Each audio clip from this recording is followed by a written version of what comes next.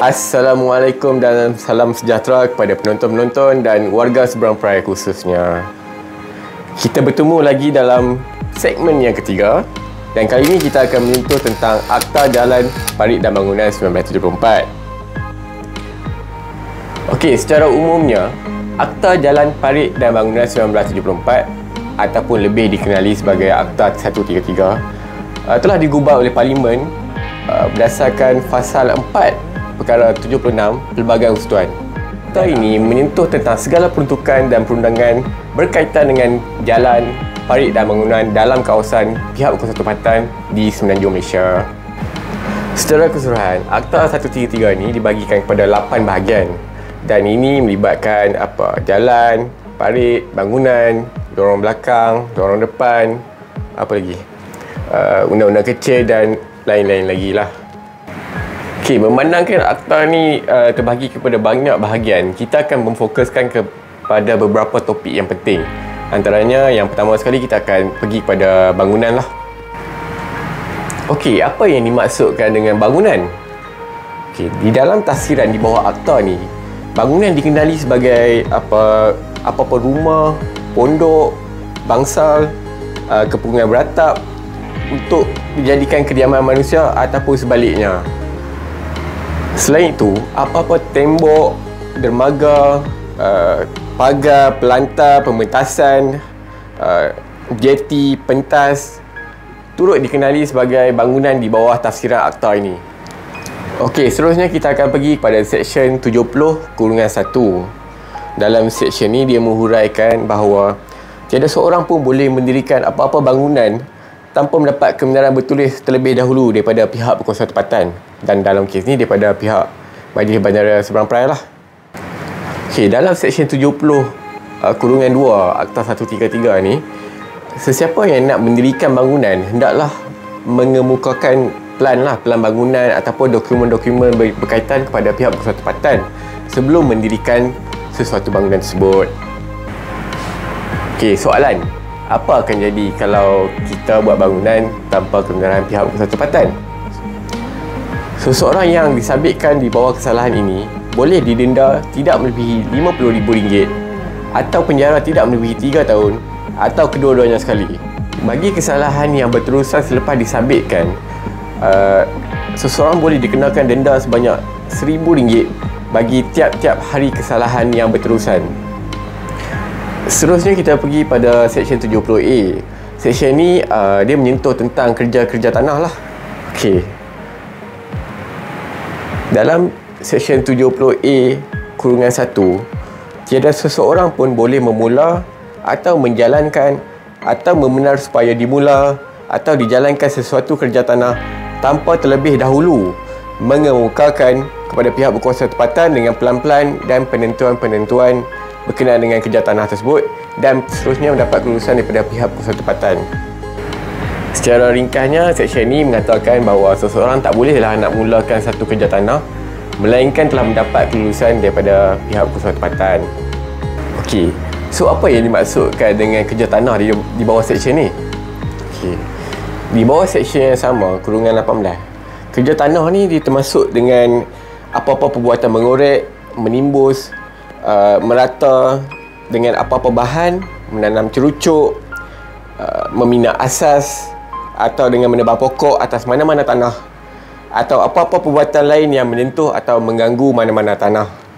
Ini adalah kerja-kerja tanah yang dimaksudkan di bawah seksyen ni lah. Bagi kesalahan di bawah seksyen ni berkaitan dengan kerja tanah ni, apabila disabitkan, dia boleh dikenakan dengan denda tidak melebihi RM50,000 ataupun penjara tidak lebih daripada 5 tahun atau kedua-duanya sekali. Dan bagi kesalahan yang berterusan selepas disabitkan, dia boleh didenda dengan denda sebanyak RM500 bagi tiap-tiap hari kesalahan yang masih berterusan. Okey, seterusnya kita merujuk pula pada Seksyen 86.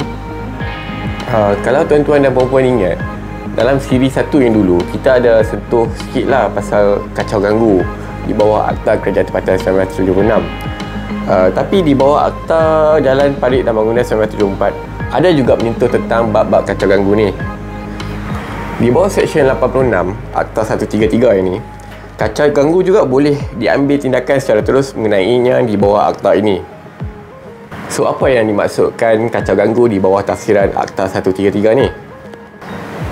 Di bawah tafsiran akta ni, kacau ganggu artinya sesuatu perbuatan, ketinggalan atau benda yang menyebabkan atau mungkin menyebabkan bencana, kegusaran, kesalahan, kerosakan, bahaya atau kecacatan kepada diri penglihatan, bau dan pendengaran, atau mungkin membencanakan atau berbahaya kepada kesihatan ataupun harta.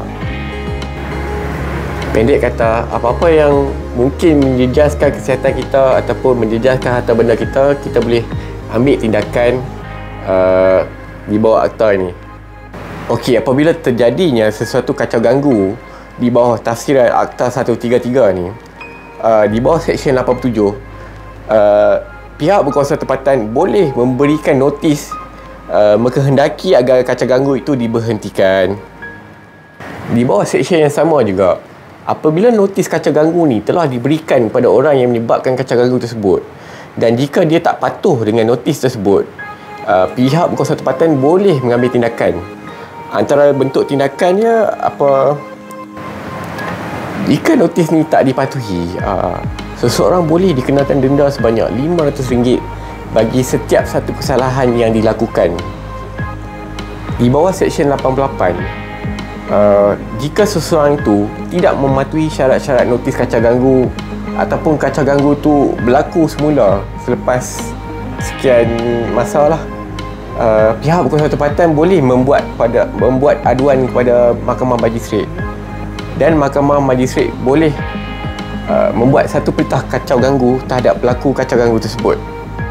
Dan perintah-perintah pun ada banyak, antaranya perintah kacau ganggu, perintah pemberhentian untuk memberhentikan kacau ganggu tersebut, ataupun perintah larangan dan sebaliknya lah. Okey, seterusnya kita pergi pada Seksyen 100.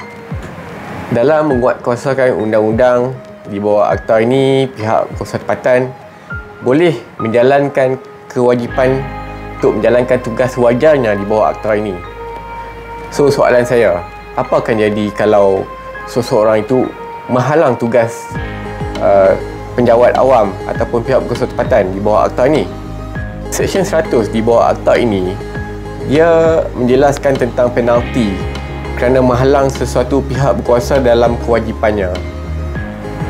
Seseorang tu apabila dia menghalang atau mengganggu tugas pihak berkuasa tempatan ataupun pegawai ataupun pekerja ataupun ejen, jika disabitkan kesalahan, dia boleh didenda dengan satu denda tidak lebih daripada RM1,000 ataupun penjara selama satu tempoh hingga 6 bulan. Okey, di bawah akta ini juga terdapat beberapa undang-undang kecil yang telah diwartakan di bawah Akta Jalan Parit dan Bangunan 1974. Okey. Antara akta yang diguna pakai oleh Majlis Bandaraya Sabang Perai pada ketika ini adalah Undang-Undang Kecil Bayaran Pelan 1981, Undang-Undang Kecil Bangunan Seragam 1986, Undang-Undang Kecil Mengkompaun Kesalahan-Kesalahan Majlis Bandaraya Sabang Perai Jalan Parit dan Bangunan tahun 2000, dan Undang-Undang Kecil Kerja Tanah Majlis Perbandaran Sabang Perai 1992. Undang-undang kecil ini digubal menurut peruntukan seksyen di bawah Akta Jalan Parit dan Bangunan 1974. Dan undang-undang kecil ini tuan-tuan dan puan-puan boleh rujuk di website Majlis Bandaraya Sabang Perai lah. Okey, sekian saja sesi Sembang Santai segmen ketiga pada kali ini. Saya tinggalkan tuan-tuan dan puan-puan sedikit nota untuk dijadikan rujukan tuan-tuan dan puan-puan sebelum tuan-tuan dan puan-puan menjawab kuis yang akan dipaparkan pada hari Ahad minggu ini. Dengan tamatnya segmen ketiga ni, maka tamatlah juga ketiga-tiga segmen sesi Sembang Santai Majlis Bandaraya Sabang Perai. Dan semoga kita berjumpa lagi pada tahun yang akan datang. Terima kasih.